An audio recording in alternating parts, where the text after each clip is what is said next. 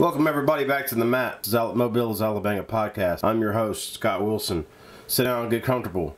We're going to get this thing started. Gangsta rap is always on the map. 16 in the and 1 in the hole. Nate Dogg is about to make some bodies turn. Now they dropping and yelling, it's a tad bit late. Nate Dogg and Warren G had to regulate. Alright, we did another Q&A this week on Facebook, and of course, as always, traditionally, I'm going to start off with my boy Alan. Alan Martin asked me what were the biggest surprises of free agency this far. All of my thoughts about that question are going to fall in the NFC West. Starting with Arizona Cardinals, they released Tyrann Mathieu to save a little bit of money, and they signed Mike Glennon and Sam Bradford to a deal. I don't understand. I mean, I would be totally shocked if Arizona didn't take a quarterback in the first round. None of that makes any sense to me. Seattle letting half their defense go, but the biggest one to me was Richard Sherman being released. I'll get on the Michael Bennett thing a little bit later, somebody else's question, but Sherman was the one that stuck out to me the most, and because I knew the 49ers were going to go after him, and they did. That was the wow for me. One more being the Rams signing Sue after getting Talib and Marcus Peters. The Rams right now on paper look like champions, but you know, this time last year, especially during July last year, everybody was putting the Giants in the Super Bowl. You remember all this, everybody was talking, everybody had the Giants in the Super Bowl last year in the summertime. So just because you have it doesn't mean you have it. The chemistry is what matters the most, and will these guys be able to come in and play together and bring a championship to Los Angeles? I like McVay. I think McVay's a good coach. I think they're doing everything right in LA. So I'm not throwing shade on the Rams, but we'll see what happens. Like I said, they're in a little bit better shape than the Giants were when this happened, but I think I mean, they actually do have a running game, which the Giants didn't. Their offensive line is a little bit better than the Giants was last year, so they're in a lot better shape than the Giants. But you still have to play the games. The Super Bowl runs through Philly, so, and you know, don't leave out teams like, you know, New Orleans and Atlanta, and the Packers, whether you forgot or not, still have Aaron Rodgers. So I think there's and watch out for the Niners. The Niners are coming up. They got a shot at winning the NFC West this year too. So but we still have the draft to go, so we'll wait and see what happens. But that's my opinions on my biggest shockers this year outside of the Bennett thing. Like I said, I'll talk about it again in a minute. Alan, you also asked me A.J. McCarron to the Buffalo Bills, boom or bust. I don't want to call boom or bust on that, but I still feel like Buffalo will sell out. I see them giving up 3 first-round draft picks possibly to move up to get that pick at 4 from Cleveland. I think that is a very big possibility. Cleveland is notorious for doing stuff like that. They love to collect draft picks, and I think they could possibly go out and do it again here with the Buffalo Bills moving up, and they'll take a quarterback. And I feel so bad for AJ, but AJ's got to come out and ball out. But if they move up to get that 4th overall and they draft a quarterback, they're going to want to play that guy. I feel bad for AJ, so I'm not going to call boom or bust. I think potentially he is. I'm a Bama guy, so, and I love AJ, and especially Mobile guy. You know, you got to love AJ. He's from Mobile, so I want him to succeed. I feel like he should have gone somewhere where they were not in this situation, but I don't know the opportunities that he had thrown at him, so we'll see what happens. Alan asks, first round pick of the NFL draft. It should be Saquon Barkley. Undoubtedly. I've said this 100 billion times. Saquon Barkley should be the first overall draft pick, but I think it's probably going to be Darnold, because this totally reads Cleveland Browns, right? It's got Cleveland Browns written all over it, right? Like, Cleveland should take the best player in the draft, regardless of what position, right? They should, right? It's Cleveland, right? But no, they're going to take the biggest bust in this draft, which I think is Darnold. It's got it written all over it, man. This is typical NFL draft. Cleveland Browns first overall pick, dude. Happens all the time, man. It's like clockwork, dude. They're going to take Sam Darnold with the first overall pick, and he's going to suck. He's going to suck. And I bet they trade that 4th away to Buffalo, right? And they're stuck with Darnold, right? And then they're still the Cleveland Browns. So all this everybody's been doing so far this offseason, talking about how fantastic the Browns have been during the offseason, right? It's all going to come back because Darnold's going to be their quarterback, right? Let's just hope they start Tyrod and don't start Darnold, right? But do you do that?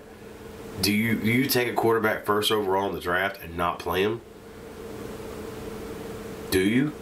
I mean, that's where the question lies. Moving on to Travis. Travis asked me how many quarterbacks will go in the first round. Got Darnold, Rosen, Allen, Mayfield, and somebody will reach for Lamar Jackson. I'm going to go ahead and call my 2 busts on this because I think there are 2 busts in this for sure.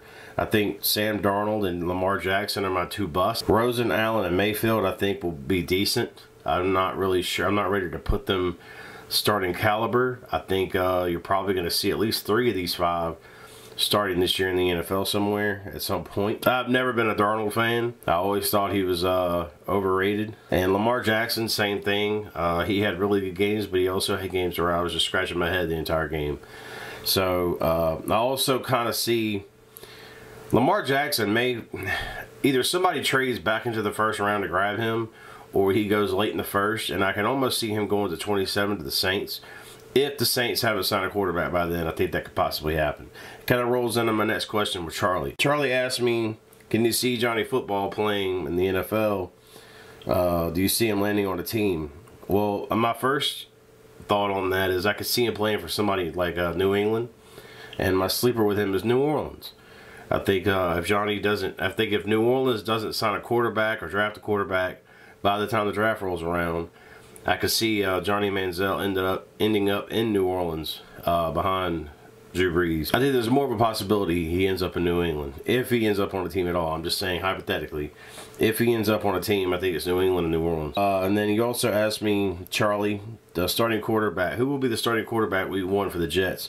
They've got Bridgewater, Hackenberg, Bryce Petty, McCown, and you know dang good and well they're going to take a quarterback with that early pick in the first round. I gotta believe they're gonna start McCown and groom a quarterback behind him. If Bridgewater is healthy, then he should be, playing. I can't wait to see how that turns out because he's probably not gonna ever play a snap in New York. So, but yeah, no, I think it's McCown. And I think the rookie that they draft will groom behind him, and eventually he will get put in. I can't tell you who it's going to be because I have no idea. These mock drafts and everything going on, they've got them shuffled around so much. It seems like Darnold is the number 1 in the first quarterback going off most people's boards. It's another reason I'm calling bust. I don't think he's that worthy. I'm just not a fan of Darnold. I'll keep saying that the entire podcast. Mike asked me, with the team they currently have, do you think the New York Giants really care whether Odell Beckham plays in 18? Yes, I do. He's the best player on the team. Look, I'm not an Odell Beckham fan. His off the field and a sideline, diva wide receiver crap gets on my nerves. Plus, he plays for the Giants, which doesn't make anything better. He's their best player. He's their most talented player. And yes, I do think they care. There's been the last couple of days, there's been trade rumor talk. If he does go anywhere, I would not be at all surprised if it's the Dallas Cowboys. I think Jerry Jones loves divas. Jerry Jones loves that media attention, and Odell Beckham brings it. Dez is probably on his way out, and I think the Dallas Cowboys are probably the only one that sticks out to me as far as a trade partner could be. But they're going to have to blow him away, and that is a division rival. So do you really want to send your best player to the Cowboys? So I don't know if that'll ever go down. But I think he's going to be a Giant this year, and I do think the drama will continue. And I do think that they care that he plays because, again, he is their best player. Anthony asked me, who is slowly making their way into the first round? This is a good question, Anthony. I think there's a couple of guys. I've got about 5 or 6 written down right here. I think one of those 2 running backs from Georgia, Sonny Michel or Nick Chubb, could probably slide back into the first. I think that Sonny Michel is the more NFL-ready running back of the 2. I like Chubb, but Sonny Michel, if you go back and watch that national championship game against Alabama, Sonny Michel tore us to shreds. We stopped Chubb. We couldn't stop Sonny Michel. He's just too much of a threat in the passing game, and he was just he's NFL ready now. He's not somebody that's going to have to wait and sit. You could play Sonny Michel tomorrow in the NFL, and I think he'd be successful. I'm really high on Sonny. He's my first one. Then you've also got Mike Gesicki, that tight end from Penn State. He should be the first tight end off the board in this draft. The Eagles are kind of looking at tight end. I don't know if we'll go first round tight end, but I wouldn't mind at all getting him. He's big on a lot of people's boards. He's projected as high second right now. I do think, like I said, he's the first tight end in this draft. I do feel like he could possibly slide into the first round. Ronald Jones, running back from USC, is another one. A couple of running backs here. He could possibly slide into the first. Christian Kirk, wide receiver from Texas A&M, is another one. I think he's had a good offseason. He had a good workout. We saw him in the SEC, and he was just tremendous. So I see Christian Kirk possibly sliding into the first round. Those guys are all up their stock, and I think all those guys are worthy of a late first round pick, in my opinion. Dustin made a little joke about Eagles players looking like pile of poop. I don't even know where to start with this outside of the Cowboys suck, and then I'll just put a little something on here for you.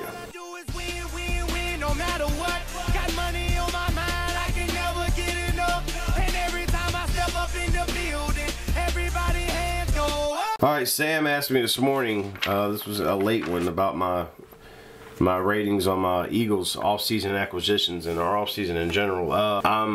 This goes to my Michael Bennett thing.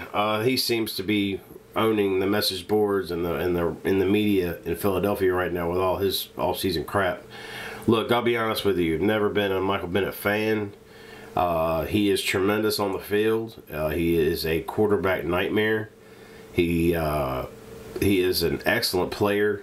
He's awesome as far as like when he's got the pads on and he's out there. But his off the field crap, ever since the Las Vegas thing, I've not been a Michael Bennett fan at all. We're defending champs, and I'm trying to stay on a positive note. We did re-sign a couple of players that were ours. Nigel Bradham, getting him back was a big deal. We haven't done a whole lot as far as free agency goes and all that other stuff. You know, bringing in Bennett and re-signing Bradham was probably our biggest deals. I'm still waiting to see what happens with Sproles. Sproles is still out there. We didn't have any money. You know, we had to cut a couple of players to kind of save a dime, and we did that. Blunt now plays for the Lions. Trey Burton, the one who threw the Philly special touchdown to Nick Foles in the Super Bowl, now plays for the Chicago Bears. But as far as our our star depth, we've still got Wentz, we've still got Foles, we've still got Alshon Jeffrey, we've still got Nelson Aguilar. We did pick up Mike Wallace to open up the other side to play that Torrey Smith role. We lost Torrey Smith, traded him to the Carolina Panthers. I think we've made some moves this offseason that's made me happy. Nothing I'm scratching my head about. We lost Vinny Curry on our defensive line. He's playing for Tampa now, so I hated to lose him. But again, his contract was way too ridiculous, so I knew we were going to lose him. I still think we're the best team in the NFC. I still think we're the best team in the NFL. Bring on the Rams. Come on. Even though I think we have to go back to LA this year, play them again in their house.